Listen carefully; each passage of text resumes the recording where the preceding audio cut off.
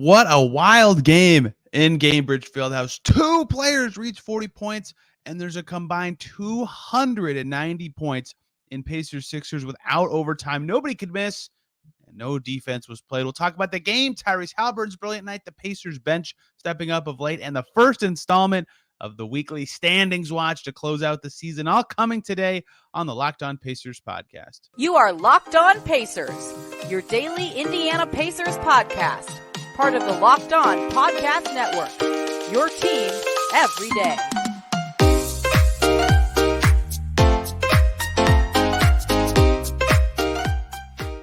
Welcome in to another edition of the Locked On Pacers podcast, where we, of course, talk about the Indiana Pacers. As always, my name's Tony East. I cover the team for Forbes and SI, and today we have a lot to get to from Pacers-Sixers in Gainbridge Fieldhouse. Insane game, insane offense, 290 points, 4-point game in the end. The lead oscillated between the highest it was for either team was 6 for almost the whole game until the final 8 or so minutes when a team finally made a run. Awesome basketball game. We'll get to all of it.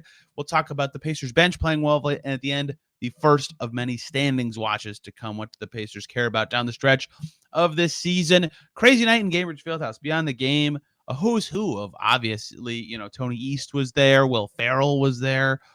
50 Cent was there. It was sensational. I'm joking, obviously, but Will Ferrell was there, which was interesting. 50 Cent, of course, there. His Sire Spirits brand is partnered with a bunch of NBA teams. Will Ferrell, I guess he's filming some documentary. I was trying to read up on exactly what's going on as he's traveling across the country. It was fun to watch him shoot before the game. It was wild. Rick Carlisle joked that Will Ferrell could be a part of their defensive strategy on Joel Embiid, which is my key segue into Joel Embiid kicking the Pacers' butts for the entire game. 42 points for Joel Embiid, and Halliburton said it after the game, right? I said, well, what was the challenge of this game, right? It's a high-scoring game. What was so hard about slowing the Sixers? He gave me the short, brief answer. They have Joel Embiid, right? And as he expanded on it, he made 19 free throws, but once he starts hitting those little turnaround mid-range shots, what can you do to stop him, right? Like, there's just nothing you can do. That's why you play physical and foul, like the Pacers did so often, right? They had a combined, I can't do math very quickly, 11 fouls between all the centers that they played. Like, they tried to slow him down, but Embiid was 11 for 16 from the field, hit half his threes, and hit 19 from 19 from the line. Insane. He was impossible to slow down. And that is just sort of the crux of what this game was, which was nobody could stop anybody. This has to feel like, strange as a player, because on one hand, it's very easy for the Pacers to look at this game and go, we did great. We scored, it's a back-to-back. We've been traveling for forever. We travel home and immediately play the next day. We're playing a contender, and we just scored 143 points against a top 10 defense, and all these guys stepped up and looked great. And I would say, yes, you did do well in all those areas, and the Pacers should feel good about that performance. On the flip side, it's very easy for them to say, oh, we just gave up 147 points in regulation. I don't care who you're playing. That's insane. The wild stat, I mean, this seems obvious, but just thinking about the Pacers season with overtime given and such, this was the most points the Pacers have scored and conceded in a game this season. It happened in the same game. Nobody could defend anybody. It was completely ridiculous what was going on in this game. And it was interesting to ask Tyrese Halliburton after the game. He just said, yeah, a lot of talent after the floor, a lot of big plays being made by everybody, before he then turned and said 2 terrible defensive performances, right? So it was just, it was entertaining, certainly, that every possession was crazy high scoring, but at the same time, not a lick of defense was played. And this game was interesting because if you'll go back to a little bit, there was a Pacers Heat game last December, I can't remember when it was. The final score was 87-82, I believe. The Miami Heat won. And the Pacers were, they lost, but they felt good about their defense, even though they lost, and it felt like a tight playoff game, and every possession was critically important. This game was so interesting because everybody was scoring with ease, so it kind of felt like points were coming on every possession, but it had a similar atmosphere where it was like every bucket is so important, or every stop is so important because the buckets are coming so easily. Every time you get a stop, it's just this big sigh of relief, right? So that made this game just a fascinating dynamic to watch unfold in a way that is very rare for NBA games. Like, it was crazy how high the scoring got in this game. And both teams shot the ball well from the field, right? It wasn't just a runaway. It wasn't abnormal free throws. The Sixers did take a lot. They took 38, but not an insane number. The Pacers took 31 themselves. So it was just a really good shooting game. Both teams over 40% from deep. Both teams hit a bunch of shots. The Pacers hit 53 shots from the field. That's insane. It was a wild basketball game. And the shooting was huge. Tyrese Halliburton, 5 threes. Buddy Hield, 4 threes. Jalen Smith hit a couple. Jordan Nwora continues to impress. He hit a couple. That was huge for the Pacers in the same way that it was huge for the Sixers. Tyrese Maxey hit 6 threes. Shake Milton hit 4 threes. Those role players stepping up for Philly ended up being a huge difference maker in this game. And I kept thinking during this game, what's it going to take for a team to win? Because at halftime, it was 79-78 Pacers, which is bonkers, right? That suggests the game's on pace to be in the 150s. And I thought, okay, these teams will adjust. And in the second half, one of these two teams will have a point in the third quarter after these adjustments where they make 3-4 stops in a row and get the momentum to close this one out. That just didn't happen. 39-38, I think, was, or 36-35 was the third quarter score. Still no defense. 70 points combined by the team. So 114 all with 1 quarter to go. But I still had that thought in my head. Eventually, there's going to be a point where one team just strings together like 4 possessions of good enough defense and wins, and that's exactly what happened. Right? It was about 9:50 to go.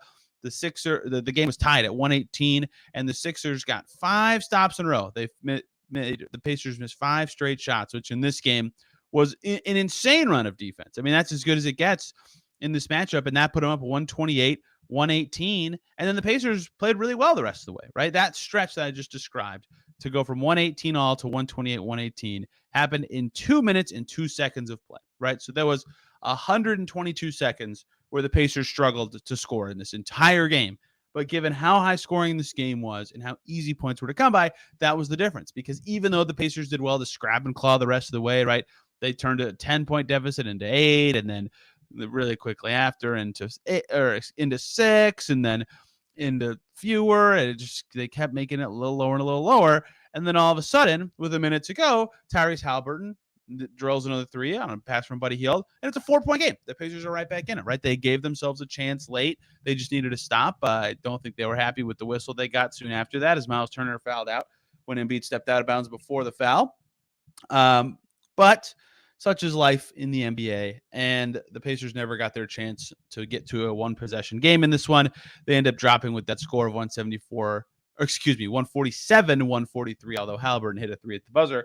So either way, if he makes the buzzer beater 3 or not, they lose by 7 in that case. That means they won from that 10-0 run to the end of the game. So that was the difference. There was one stretch, 2 minutes of action. So for 46 minutes, the Pacers offense I would describe as basically unstoppable in this game.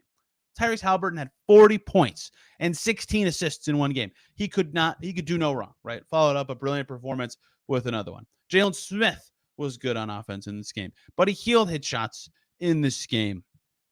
Jordan Nwora hit shots in this game. They got double digits from Mathurin. They got double digits from McConnell. They were rolling on the offensive end. They hit 53 shots. They shot 59%, but it wasn't enough because they had 2 minutes where the Sixers actually slowed them down, and the Pacers had no minutes where they were the team that was getting those stops. And that was the difference in this game. Just a completely wild game where 2 minutes of defense is all it took to get. And so the way you feel about this game, I think comes down to the answer to this question. Man, I'm tripping over my words a lot in the segment, but I typed this down in my note here. Should the Pacers feel good about how they played when they have their best offensive game of the season and lost, or should they feel terrible at how they played given how bad their defense was? I think it's in the middle. That the boring answer is that it's in the middle.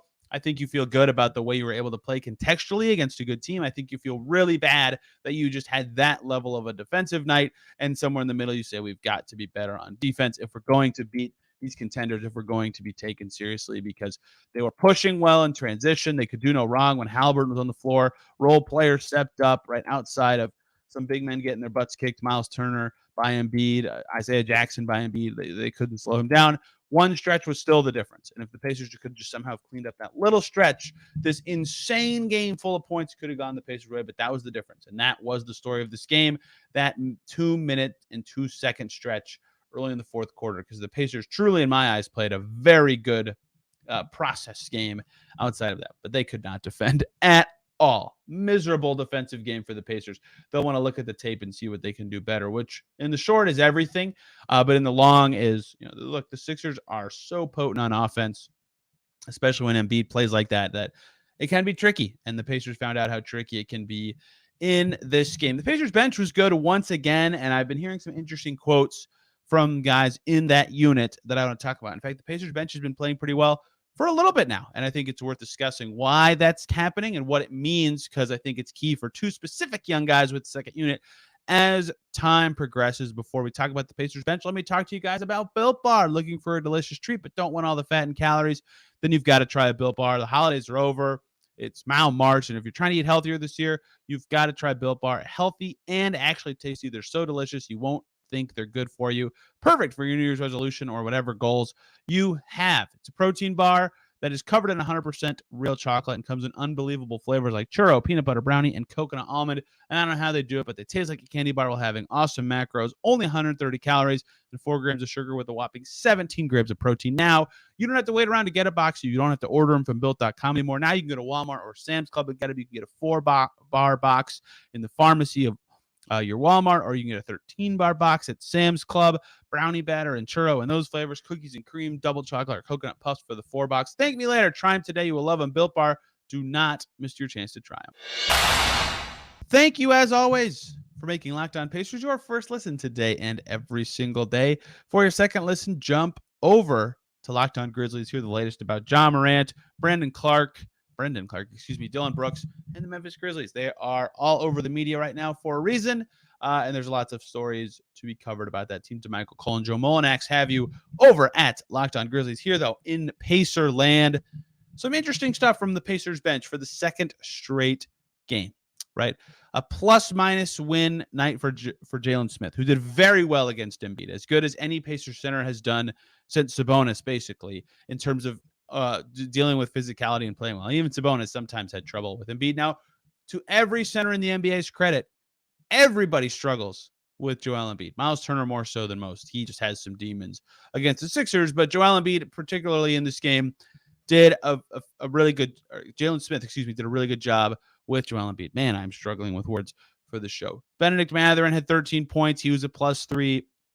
Chris Duarte hit half his shots. TJ McConnell had 12, 5, 4, and 3 steals on 5 for 7 shooting. Brissett shot 75%. Isaiah Jackson even sprinkled in a few good minutes. That's a lot of good bench performers, and it's not just an isolated game. They also, against the Bulls, literally the day before, saw Chris Duarte hit 5 threes and hit 15 points. Mathurin had 17 points. Brissett had 10. McConnell hit half his shots and had 9 points and 6 assists. You get the picture I'm painting.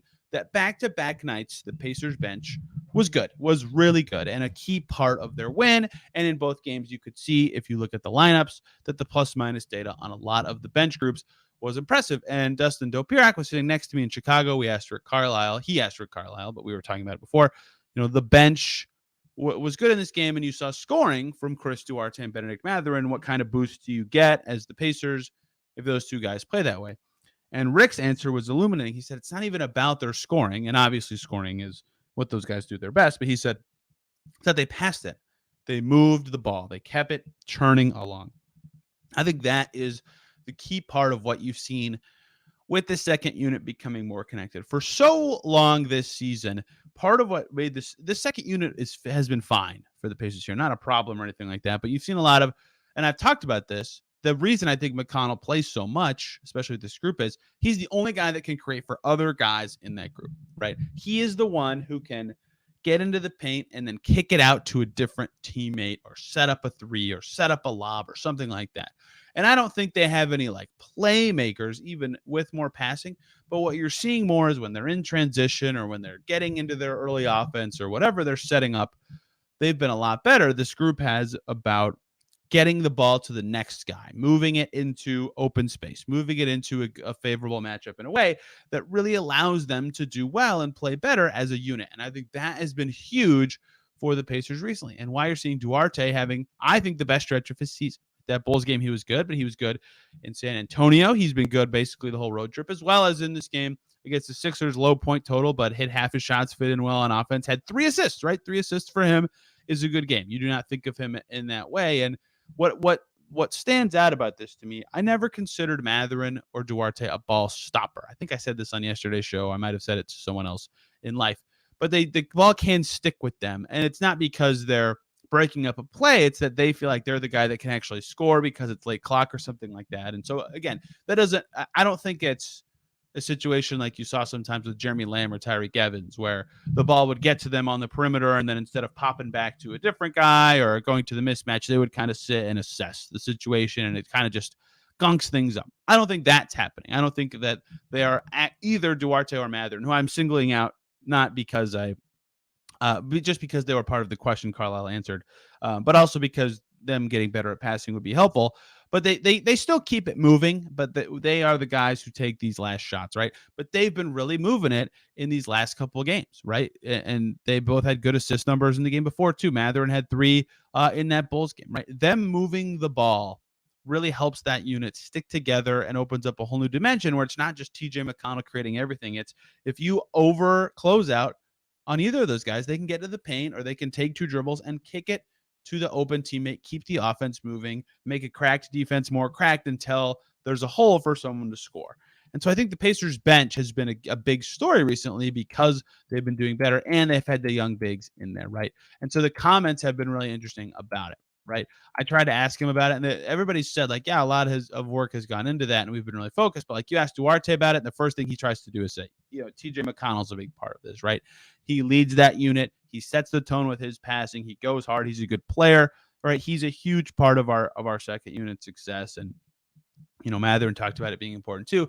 But another part of these comments that I thought was fascinating was where Carlisle saying a lot of work had to go on in the background for something like this to happen. And when I asked TJ McConnell about that today, he just talked about, so much film goes into it, so much communication, and they're really solidifying who they are as a team now that it's settled and it's still their first year as a group. And they look good. They figured out something with the way they've been playing recently, with the ball moving, with the young guys they have out there, with the lineups that they have. Now, the last 2 games specifically have been a little unique in that Aaron Nesmith's been out, so it's been O'Shea Brissett, but Jordan Nwora has been playing well and can elevate that group too.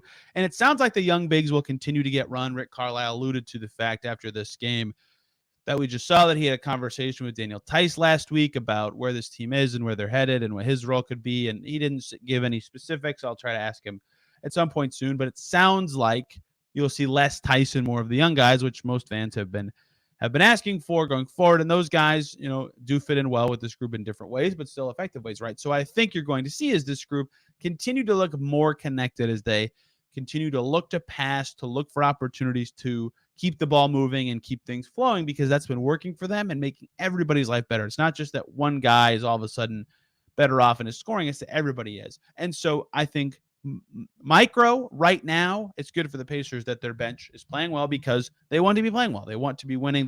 They have had many players have talked about reaching the play-in and taking that next step as a team and all sorts of that kind of stuff. And that is, of course, why the bench playing well matters. Any success this team can have with Halliburton, even on the bench in a game he's healthy, is really huge.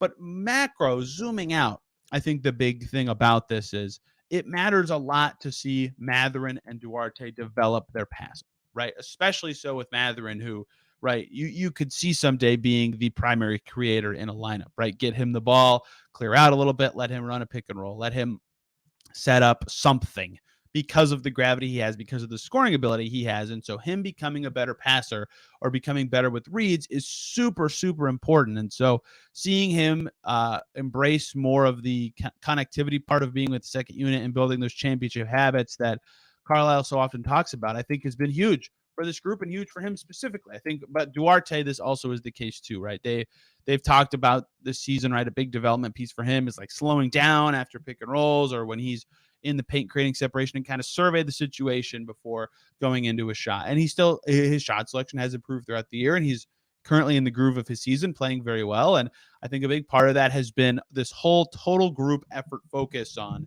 keeping it moving, keeping things running, getting to the right spots, communicating. And that takes a lot of work, and especially when there's so many parties involved, and a lot of them, like Mathurin's completely new to this team, and the big man has swapped in and out, and Nwora's less than a month in with this team, right? It's just new, and Brissett's been in it this game. He's got some familiarity, but they're figuring it all out on the fly and doing it very productively. I think if that can continue, it's good for the long-term development of two guys who haven't particularly shown a lot of passing throughout their career. It's good for the Pacers right now because it makes their bench play better, and it makes the other players who aren't those two guys better too when the ball is moving and finding the open man at all times. So good stuff from the Pacers bench. I wanted to highlight it because I think it's been good basically since the All-Star break, basically, including the Celtics game before the road trip. So credit to those guys for working and figuring something out. It's time for the first standings watch of 2023. If you've listened to Locked On Pacers for years, you know this is how we do it. Looking at what the Pacers situation is record-wise, where they could go and not go in the next week, how the other teams they care about are doing. We got to dive right in to looking at the standings to close out today's show.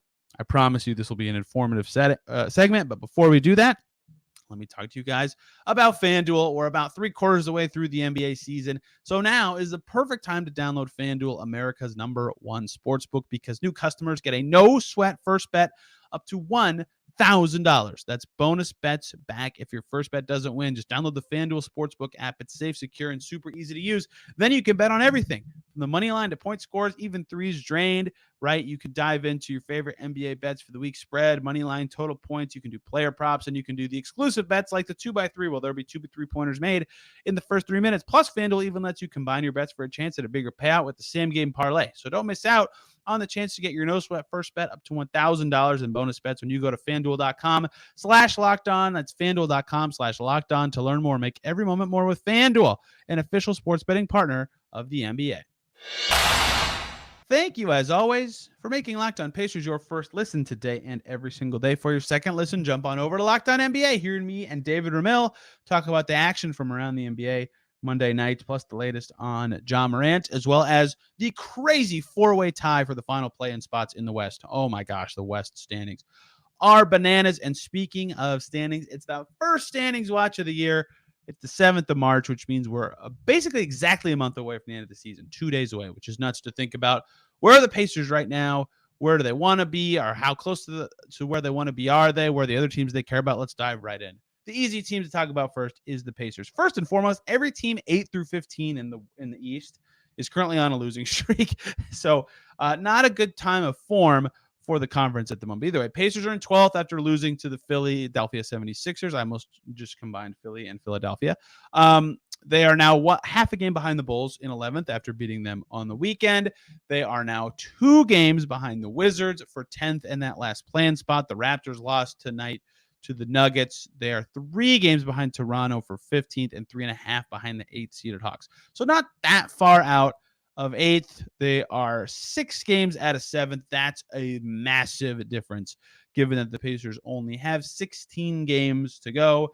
That seems insurmountable. So it seems like 8's as high as the Pacers could go, and they are kind of within that range. Now, the Magic are the inverse standings team the Pacers care about, and that team is 27 and 38, which is 1.5 behind the Pacers. I don't care what you think the Pacers should do the rest of the season in terms of winning and losing, but they are just as close to the Magic in reverse as they are to the Wizards going forward. So as they pursue their goals, those are the teams to keep in mind that are noteworthy. So for the Pacers, right, they have the tiebreaker over the Bulls. They can still get it over the Wizards. They have it over the Magic. They have it over the Raptors. So they are looking good in terms of finishing with the same record as a lot of these teams, which is really crucial down the stretch of this season, that they have technically a game in hand on all these squads. And so as the Pacers progress, if they have talked about making the plan and wanting to play in that big game, they are rooting against the Hawks, who lost to the Heat tonight, against the Raptors, who lost to the Nuggets tonight, against the Wizards, against the Bulls, and against the Magic down the stretch, so that they have the best chance of reaching that top 10 to play that meaningful game. And they'll need to play better than they did against Philly, but they've got an easy one against Houston coming up on Thursday. So that's where the Pacers currently stand in the straight up standings. Now, the inverse standings, Pacers, by virtue of their loss tonight, drop back into the 6th pick, half a game ahead of the Bulls, and 2 full games ahead of the team in 8th, the Washington Wizards. If this continues as it kind of has since the All-Star break, where the Pacers and Orlando and Chicago and Washington, OKC, Utah, New Orleans, all these teams are kind of choppy in this 3 to 5 wins in their last 10 game section. It looks like Indiana's range there is somewhere between 6 and 8 to 9th. OKC has won 2 in a row, but it's kind of talked about managing Shea's minutes. They're 30 and 34, which currently puts them 2 full games away from the Pacers in the standings. So in the inverse standings, the West teams the Pacers are interested in are, I think the two to really watch out for are OKC, because SGA's minutes are apparently going to be managed the rest of the season, in Utah because Markkanen's hurt and they've kind of struggled. But those two teams, as well as New Orleans, LA, and Portland, are all like dead tied in the standings. So seeing them potentially push for the play-in or potentially, finish somewhere else in the standings will be illuminating in terms of what the Pacers care about. So the Pacers are currently at a point in the season where they're within 3 games of all the way up to the worst lottery spot, and they're 1.5 away from 5th. They're not getting to 4th. It's not possible. So every game is critically important, and a lot of teams are going for it. So the Pacers spot in the standings and in standings watch and in the inverse standings could change dramatically, like on a game-by-game or week-by-week basis. So I'm not going to tell you how to feel as a fan or what to root for, but let's think of the teams I just said. And if you want the Pacers to have the highest pick possible, you're the biggest Magic fan ever for the rest of the season. And if you want them to make the play-in, then you would like the Wizards and the Hawks and the Raptors to stink going forward, the Bulls as well. And now standings watch isn't just about where the Pacers currently sit and who they care about. It's about the rest of their stuff and junk too, which includes draft picks, right? So let's start with the Celtics. The Pacers have the Celtics first round pick this year if Boston makes the playoffs. And the Celtics lost again tonight. That's their 3rd loss in a row. That pick's now up to 28th. It was 30th when we talked about the draft picks during the All-Star break. Boston has fallen behind Milwaukee and Denver in the standings, and they are 2 full games behind Milwaukee, 1.5 behind Denver. So there's a chance that one ends up a little bit better than 30th, as the Celtics are 5-5 in their last 10 games. They're dealing with some injuries. It makes sense why that's the case, but that is, of course, noteworthy for the Pacers down the stretch of the season. To actually clinch making the playoffs, still not really there for the Celtics. The 7th seeded Heat right now have 31 losses. Remember, you have to make top 6 to clinch a playoff spot, which means 51 wins is what's required of the Celtics at the moment to clinch top 6 in the East. They have 45 at the moment. They're 6 away. Their magic number is 6 to clinch a playoff spot and thus clinch sending their pick to the Pacers. They're still going to be right around that Nuggets Milwaukee tier. They're 2 games away from Philly in the inverse standings. So if you like that pick to be better, you're a big Sixers fan the rest of the way. And then the Cavs pick, the other Pacers one, they just beat the Celtics, ironically, tonight. They're 41-26. That pick currently that the Pacers could get, remember it's lottery protected, is 26th, 1 game away from Memphis, 1.5 games away from Sacramento and New York. If you want that Cleveland pick to get better, you're a fan of those teams. You would like to see New York and Sacramento and Memphis and even Brooklyn and Phoenix, if they could catch up, but that's a 3.5 game, 4 game difference. So I think the first 3 teams I said are within striking distance of the Cavs record-wise in theory. So if you would like to see the Cavs pick get better, which I think the Pacers certainly would, Memphis, Sacramento, and New York are teams that you would like to see do well going forward. And both of those teams are playing well right now. The Knicks have won 9 in a row, amazingly enough. So Cavs are playing well themselves, but in terms of their magic number, it's the same, right? They've got to get to the same number that the Celtics do. They're 10 wins away, or their magic number is currently 10 to clinch a playoff spot and thus clinch sending their pick to the Pacers in the upcoming draft. The last team to talk about is the Houston Rockets. That one is a fascinating one because if they finish with a bottom 2 record in the league, the Pacers get their pick, and if they don't, Pacers don't get their 2nd round pick, not their 1st round pick. Let me be very clear. So that pick could be 31 or 32, or it could be up into the 40s or 50s, depending on where they land. If they get the 3rd worst record, all of a sudden that 2nd rounder comes from, I think, Dallas, which is much worse. Bad news for the Pacers because the Rockets and Spurs played twice over the weekend, and the Rockets won both times. So now, by losing 8 in a row, the Detroit Pistons have the worst record in the league at 15-50, and the Rockets have the 2nd worst record at 15-49, and the Spurs are 16-49. So the Rockets are a half game away from the 3rd worst record, and thus, at that stage, it would be a coin flip for the Pacers to potentially get that good 2nd rounder versus a crappy 2nd rounder. That's just a big difference, right? You're looking at Andrew Nembhard level talent versus a 2-way contract player. So the Pacers are certainly hoping the Rockets slump tremendously for the rest of the season and don't win these games against your San Antonios and your Detroits. And the Pacers can help their own cause on Thursday because their very next game is against the Houston Rockets. They've got 2 against Detroit right after that, right? If they could somehow lose one to the Pistons, it would actually be helpful in that way, but it would also hurt their play in the pursuit.